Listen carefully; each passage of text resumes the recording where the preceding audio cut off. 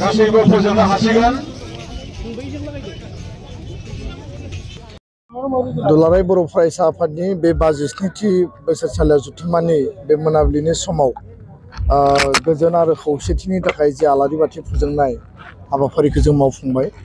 बिनि आलारि बाथि फोजोंगिरि समाज सिबियारि आरो बड'फाजों बड'लेण्ड सोमावसारनायनि समाव मैखोमै हाबा मावफानाय गसाइगावनि मानगोनां जिरेन बसुमतारी आदा बिथाङा बेयाव बाहागो लाफैदों आरो गोबां आलासि बिथांमोना बाहागो लादों आरो जोंनि गासै थान्दै 5000निबो बारा थान्दै बिथांमोना दिनै बेयाव सफैनानै बेयाव बाहागो लाफैदों।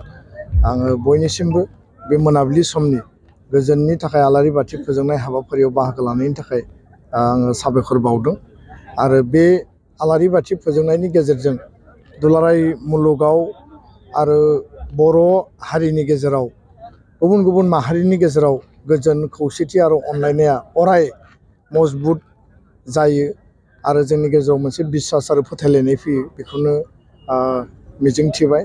सुबुं माहारिया जेब्लायबो जोङो गावजों गाव अनलायनानै गोरोबलायनानै जोङो लामा हान्थिनांगोन। जोंनि मोननो गोनां माखासे दाबि दावा जेंना जेंसिखौ जोङो जुजिलांनांगोन आरो जोंनि मोनफ्रोमबो जिउआव मोगा मोगि जानाय जेंना जेंसि सौग्रावनाय थासारिफोरखौ जोङो अभारकाम खालामनानै जोङो लामा हान्थिनांगोन आरो बे गुबै थांखिखौ लानानै दुलाराय बर' फरायसा आफादा जेब्लाबो फोथायो आरो बड'फायानो फोरोंना गालांदों लिभ एन्ड लेट लिभ, थां आरो थांनानै थानो हो। दा जोंनि हारिखौ जोङो गायसननायनि गेजेरजों जौगाहोनायनि गेजेरजों सिनायथि होनायनि गेजेरजों जोङो गुबुन गुबुन जोंनि ओनसोलाव रायजो जानाय हारि हारिसाफोरनि अराय बिथांमोननि मोजांखौबो जों हास्थायो आरो बेखायनो बर' हारियाव थांनाय समफोराव जिफोर हारियारि दाङाबाजि जोंनि गेजेराव फ्रेट्रिसाइडेल किलिं जोंनि गेजेराव सोमावसारनायनि समाव पुलिस आर्मि मिलिटारिजों जों माने बुथारजाबाय गावथारजाबाय आरो गुलि जानांबाय, लावथि बिखुङाव जोङो बानांबाय, जिनाहारि खालामजानांबाय, जोङो माने जेलाव लानानै थांजाबाय, आखाइ आथिं जोङो माने नोरजिया जानो गोनां जाबाय। बे थासारिखौ गोब्राबनिफ्राय गोब्राब थासारि डु अर डाइ लाइफ एन्ड डेथ बे सिटुवेसनखौ जों अभारकाम खालामनानै दिनै मोनसे सान्थि गोजोन आरो मोनसे राफोद बर' हारि आरो समाज जों दिनै मोननो हाबाय। दा बेखायनो जोङो अराय बै थासारिफोरखौबो गोसोखाङो आरो बै थासारिनिफ्राय दिनै जों मोजां सम आरो थासारि मोनबाय बेखौ जोङो मजबुतै लांनांगोन आरो बेखायनो बे जोंनि मोगथां थासारि आरो बे बास्तबमुखि थासारिनि गेजेरजों बर' हारिया दावखोगासिनो दङ। एबसुआ जेब्लायबो प्रेक्टिकेल आरो मर जोङो जोंनि जि डिटारमिनेसन हारि दानायनि थाखाय नैबेबायदि हाबाफारिनि गेजेरजों गावखौनो जों मजबुत खालामबोदों आरो दिनै फिन समायखिरा लादों। गोजोना जेब्लायबो एनसियर जागोन, जोंनि गेजेराव आन्डारस्टेन्डिंआ जेब्लाबो एनसियर जागोन।